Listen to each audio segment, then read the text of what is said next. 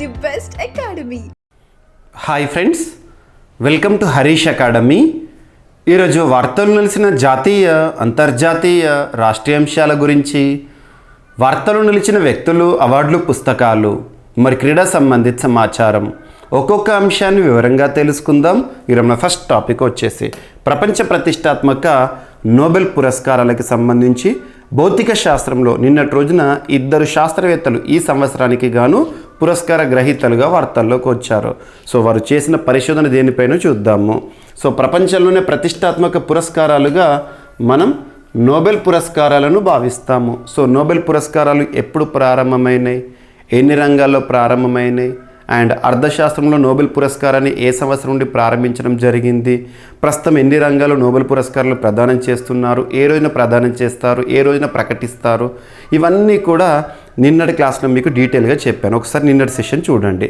So ఇప్పుడు డైరెక్ట్గా ఈ సంవత్సరం నోబెల్ పురస్కార గ్రహీతలు భౌతిక శాస్త్రంలో ఎవరు నిలిచారో చూద్దాము. ఎందుకంటే మనకి నోబెల్ పురస్కారాలు అనేవి వారం రోజుల పాటు వార్తలు నిలిచే అంశము. కాబట్టి బేసిక్స్ అన్నీ కూడా నిన్న క్లాస్లో చెప్పాను. దాంతోపాటు వైద్య శాస్త్రంలో 2024 సంవత్సరానికి గాను ఇద్దరు శాస్త్రవేత్తలు వార్తలు నిలిచారన్నాను. వారు చేసిన పరిశోధన మైక్రో ఆర్ఎన్ఏ కానివ్వండి, ఇటువంటి అంశాల గురించి డిస్కస్ చేశాం. ఈరోజు ఫిజిక్స్లో నోబెల్ పురస్కార గ్రహీతలుగా ఇద్దరు వ్యక్తుల గురించి చూద్దాము. ఈ ఇద్దరు వ్యక్తుల్లో ఒక పర్సన్ వచ్చేసి జాన్ జే హాప్ఫీల్డ్. ఇతను అమెరికా దేశానికి చెందిన సైంటిస్ట్, అమెరికన్. సెకండ్ వచ్చేసి జెఫ్రీ ఈ హింటన్. ఇతను British Canadian computer scientist. So గుర్తుంచుకోండి, ఇద్దరు పేర్లు, వారికి సంబంధించిన ప్రాంతము.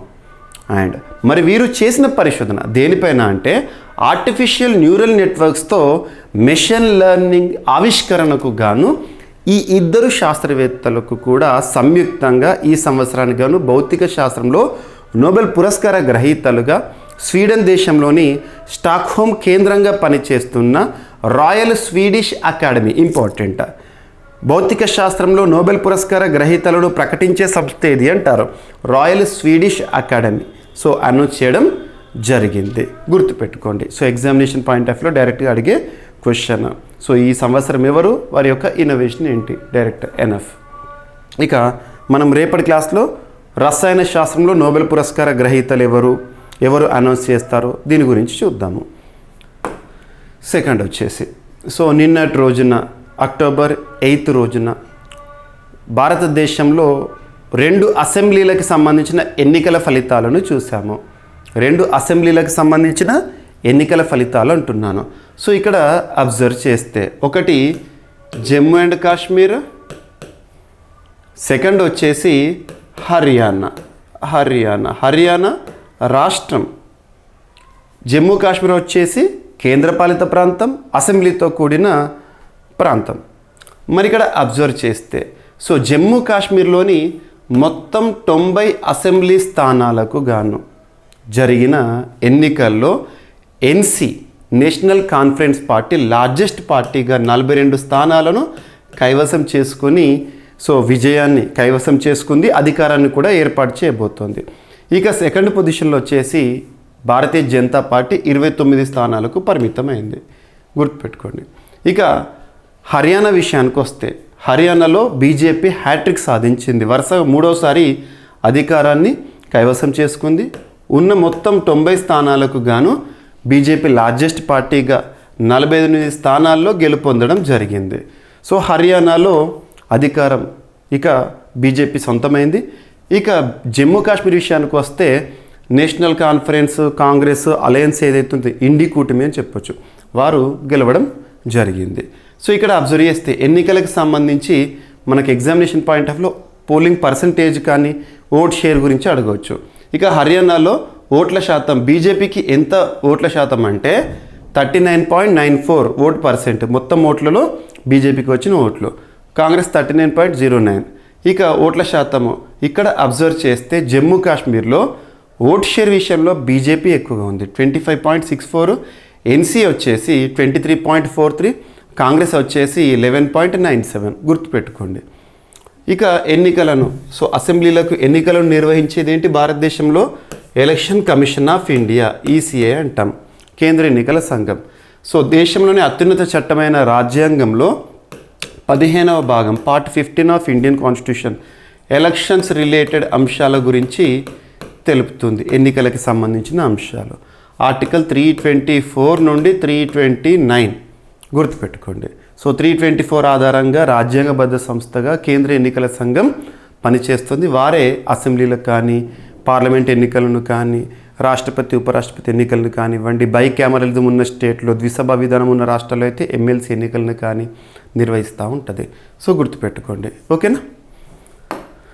నెక్స్ట్, ఫ్లోరిడాను భయపెడుతున్న మిల్టన్ హరికేన్ అని చెప్పొచ్చు. యాక్చువల్గా ఇక్కడ ఒక 4 తుఫాన్ల గురించి చెప్తాను. యాగి తుఫాన్ రీసెంట్గా వార్తల్లోకి వచ్చింది. యాగి ఏ ప్రాంతము? చైనా, హాంకాంగ్ ఈ ప్రాంతాల్లో ప్రభావాన్ని చూపిస్తూ వియత్నాము, థాయిలాండ్, లావోస్, మయన్మార్ ఇక్కడ ఎక్కువగా ప్రభావాన్ని చూపించింది. సో ఆ సందర్భంలోనే మనము ఆపరేషన్ సద్భావన అని చెప్పేసి ఆ ప్రభావిత దేశాలకు సాయాన్ని కూడా అందించాం. భారత ప్రభుత్వం సాయం అందించింది, క్లియర్. తర్వాత ఇటీవల కాలంలో టైఫూన్ బెబింకా అనేది వార్తలోకి వచ్చింది, చైనా పైన ప్రభావాన్ని చూపించింది. నెక్స్ట్ వచ్చేసి హరికేన్ హెలెన్ రీసెంట్గా అమెరికా పైన ప్రభావాన్ని చూపించింది. ఇప్పుడు మళ్ళీ హరికేన్ మిల్టన్ అమెరికాలో ప్రభావము. సో ఇక్కడ చూడండి, ఒకసారి సైక్లోన్ అన్నాను, ఒకసారి టైఫూన్ అన్నాను, ఒకసారి హరికేన్ అన్నాను. సో చక్రవాతాలు లేదా తుఫాన్లను ప్రపంచంలో ఒక్కో ప్రాంతంలో ఒక్కో పేరుతో పిలుస్తారు. అదే ఆస్ట్రేలియా అన్నామనుకోండి విల్లీస్ అంటాము. భారతదేశము ఈ ప్రాంతాల్లో మనము సైక్లోన్ అంటాము.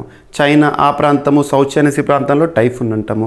అమెరికా ఈ ప్రాంతాల్లో మనం అబ్జర్వ్ చేస్తే హరికేన్ అంటాము. గుర్తుపెట్టుకోండి, ఓకేనా.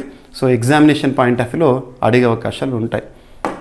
ఏ ప్రాంతంలో ఇటీవల ప్రభావాన్ని చూపించింది? మిల్టన్ అంటే అమెరికాలోని Florida. Indian institute of foreign trade to open it's first overseas campus in Dubai.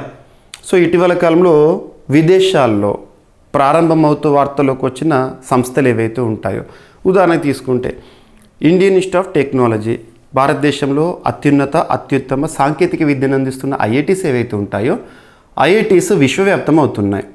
అలా జాన్జిబర్లో ఓపెన్ అయింది ఐఐటి క్యాంపస్ లాస్ట్ ఇయర్. ఈ సంవత్సరంలో దుబాయ్ అని చెప్పేసి మనం డిస్కస్ చేసాము. అలా మన భారతీయ సంస్థలు విశ్వవ్యాప్తం అవుతున్నాయి అంటే అవి ఎక్కడ, అది చూడాలి.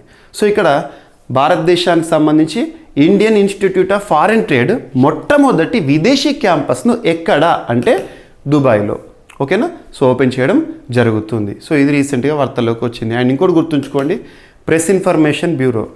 సో కేంద్ర ప్రభుత్వానికి సంబంధించిన అఫీషియల్ వెబ్సైట్. సో ప్రభుత్వానికి సంబంధించి ప్రతిరోజు కూడా అక్కడ గవర్నమెంట్ అఫీషియల్స్ పోస్ట్ చేస్తారు.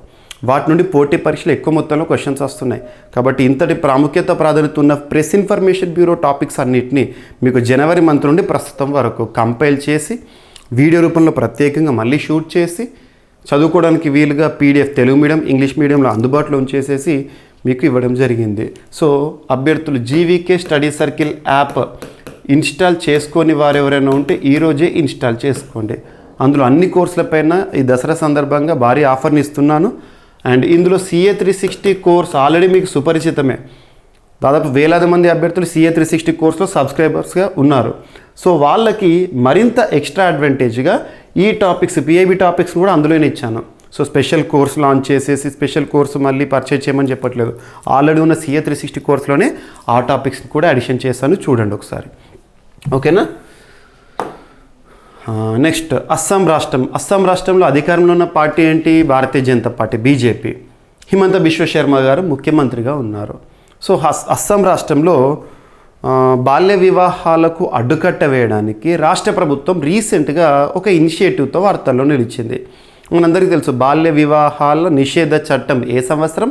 2006. గుర్తుపెట్టుకోవాలి, ఏదైనా టాపిక్ ఉంది అంటే దానికి సంబంధించిన చట్టాల గురించి ఐడియా రావాలి. సో ఇక్కడ ఆ స్కీమ్ పేరేంటి, ఇనిషియేటివ్ పేరేంటంటే నిజుత్ మొయినా.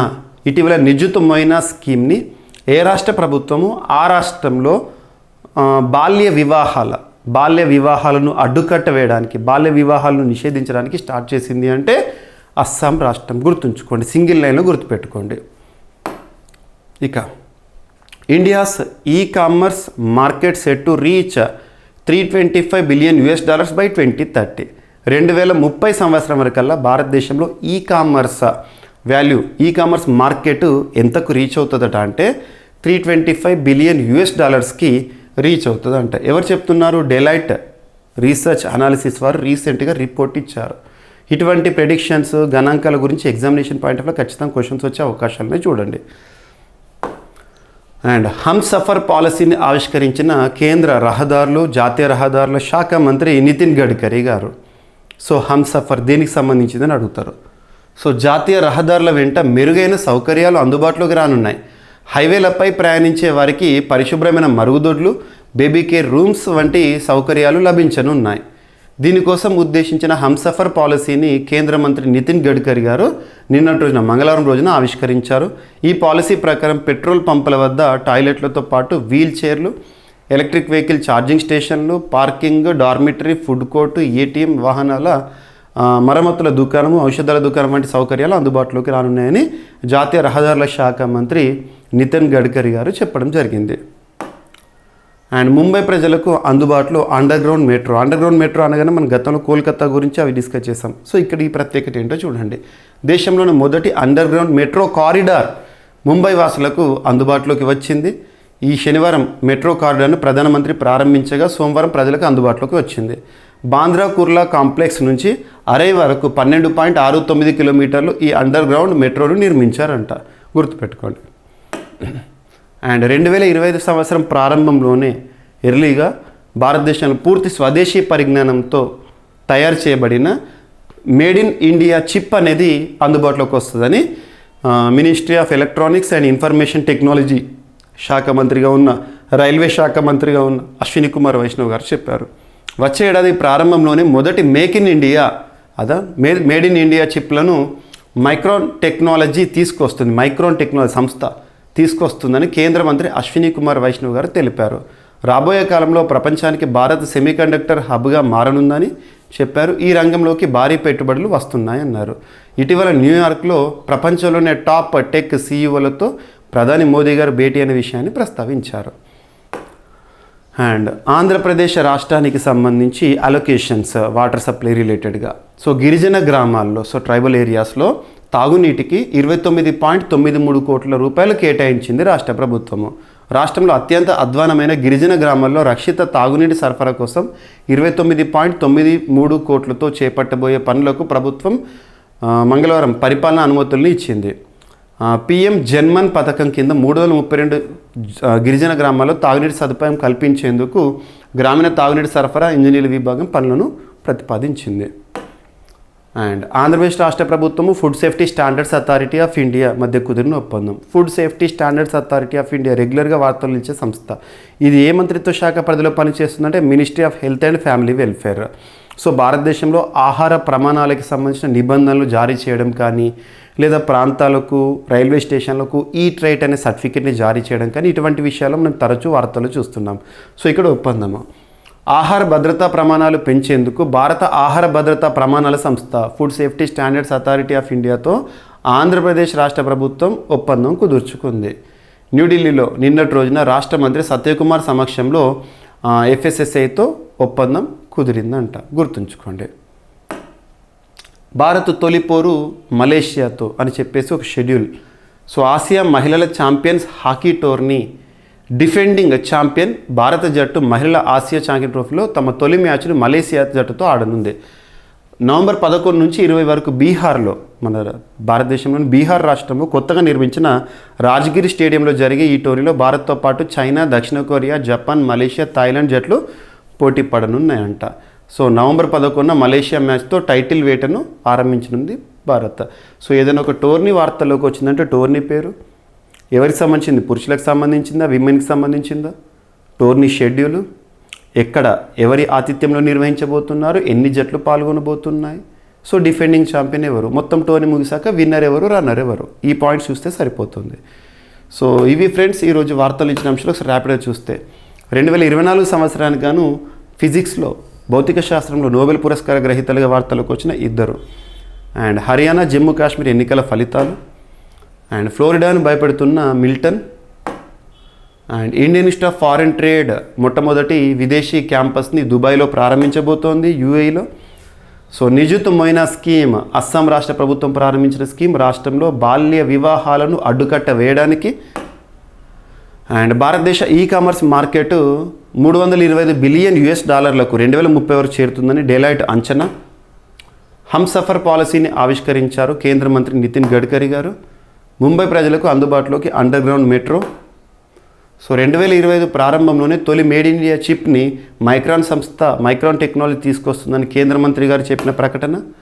గిరిజన గ్రామాల్లో తాగునీటి కోసం 29.93 కోట్లు కేటాయించిన ఆంధ్రప్రదేశ్ రాష్ట్ర ప్రభుత్వము. అండ్ ఆంధ్రప్రదేశ్ రాష్ట్ర ప్రభుత్వము food safety standards authority of India మధ్య కుదిరిన ఒప్పందము. భారత్ తొలిపోరు మలేషియాతో అని చెప్పేసి ఈ నవంబర్లో జరగనున్న టోర్నమెంట్ షెడ్యూల్ హాకీ టోర్నీ మహిళలకు సంబంధించి ఆసియా కప్. సో ఇవి ఫ్రెండ్స్ ఈరోజు వార్తలు నిలిచిన అంశాలు. మిస్లేనియస్ అంశాలను మిగిలిపోతే రేపటి క్లాస్లో జోడించి మరొకసారి నేర్చుకుందాం. రేపు కలుద్దాం. Thank you.